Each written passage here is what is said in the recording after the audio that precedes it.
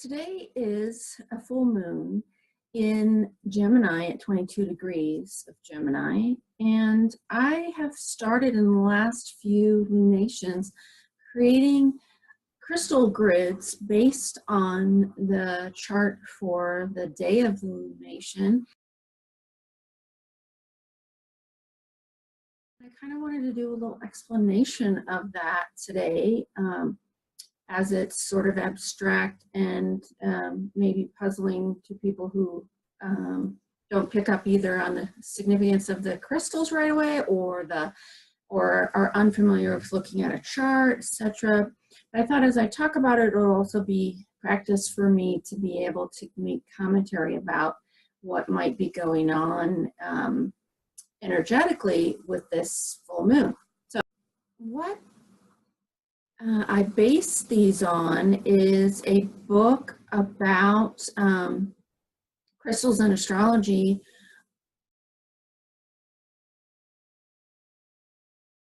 And that book is called The Complete Guide to Crystal Astrology, 360 Crystals and Sabian Symbols for Personal Health, Astrology, and Numerology.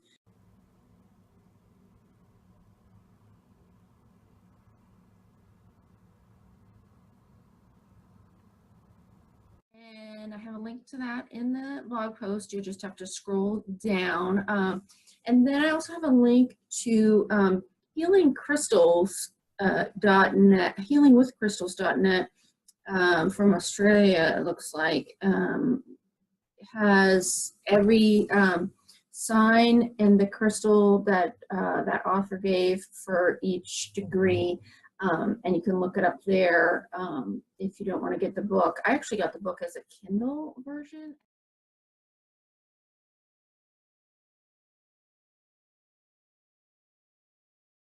So one thing I wanted to point out today that I noticed is a full moon is defined by the opposition of the sun and the moon. And I usually try to go to planetwatcher.com and pull up the chart for the minutes that that is exact. So I look at the degree that the sun's at because it stays there longer, and then the moon, I go through and figure out what hour it would be the same degree. And so we're at 22 Sagittarius and 22 Gemini. So not the same sign, but the same degree in those opposing signs.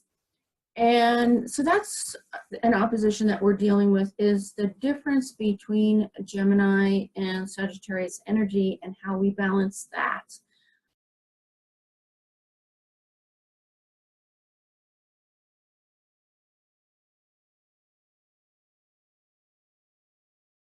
The other two oppositions that are happening today are Neptune is opposing the North Node, which isn't a planet, but it is an opposition in the energies of Virgo and Pisces, that opposition. Then the third opposition is Uranus in Aries opposing Jupiter in Libra. So the crystals representing these oppositions. If we look at the moon and the sun, the moon is represented by clear apophyllite for 22 Gemini. And the key word for that is gregariousness, which we can see as a Gemini trait.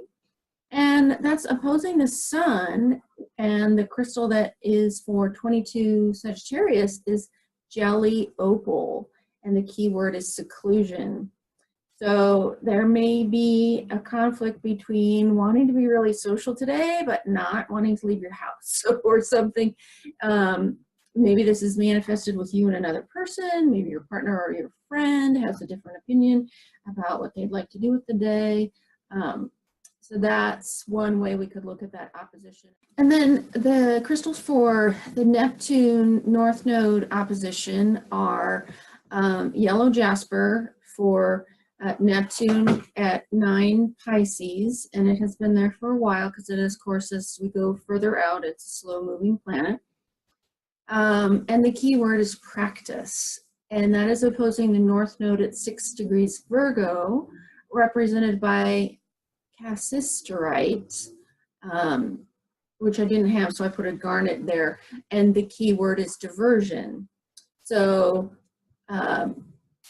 practice and diversion, maybe being distracted from what you need, doing your homework. Or so then what we have for the last opposition is Jupiter opposing Uranus, and 18 degrees Libra is where Jupiter is, and it is represented by Californite, or it's also called Vesuvianite, and it's also called California jade at times. And then Uranus is rhodochrosite. Rhodochrosite's keyword is hospitality, and Jupiter at 18 degrees Libra is represented again by Californite, whose keyword is consequences. Now, after we're looking at the oppositions, we could notice that there is a grand trine.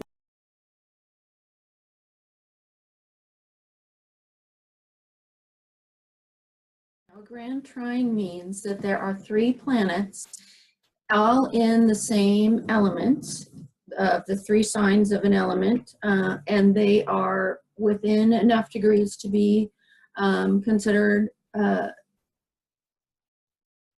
significant. And so the moon in Gemini at 22 degrees is trining Mars at 25 degrees Aquarius, as well as the Jupiter at 18 degrees Libra. And we already mentioned that the 18 degree Libra crystal is californite with the keyword of consequences. And Mars at Aquarius is represented by a chalcedony rosette, and the keyword is uniqueness.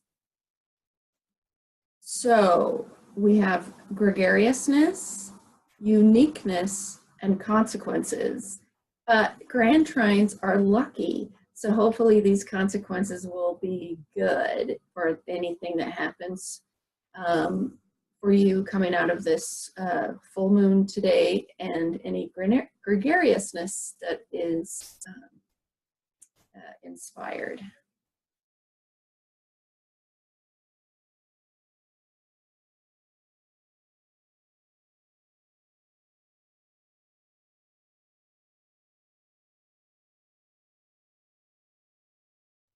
Now, I also did want to mention that there are 2 T-squares, and a T-square is when from the opposition, so 2 of the oppositions have this secondary aspect formation happening, and that is when there is an apex planet squaring both of those planets in opposition. So if we look at the Uranus squaring, or opposing Jupiter, that is squared by both Mercury and Pluto that are conjunct.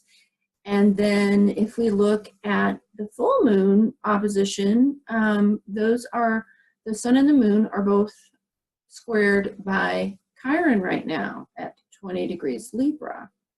So Chiron at 20 degrees Pisces, is represented by pewter, and that keyword is familiarity. The sun is also conjunct Sagittarius, which would be included in this T-square. And that is represented by anhydro agate, and the key word is frontier. So again, just sharing that the grand trine is also in the element air.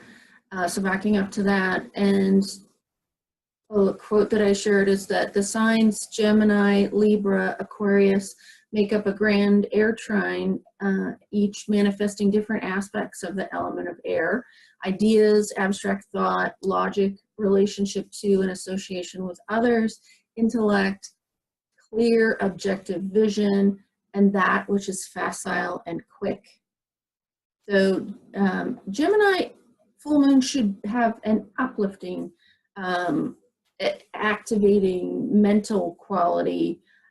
This is also, full moon again is a time to release. So you may be going through your thoughts and deciding what is useful to keep and what is old.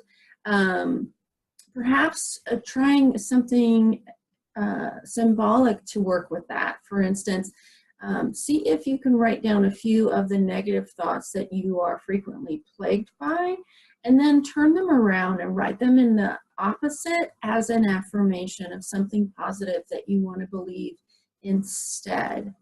Writing it in the present tense, I am, or I have, or I do, to use this mental energy towards letting go of what beliefs don't serve you anymore, and moving forward, and also celebrating any work that you've already done with that, because the full moon is a culmination or completion of this cycle since the last new moon.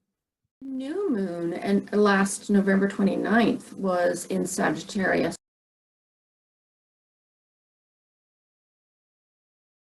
The sun has moved several degrees, but now the moon is opposing it rather than being conjunct it. So the Sagittarius energy that you began at the new moon, whatever philosophy perhaps that you were exploring, the optimism, the forecasting into the future, the visioning, may be coming to some kind of fruit now at today's full moon. So hoping that's true for you, and blessings to everyone.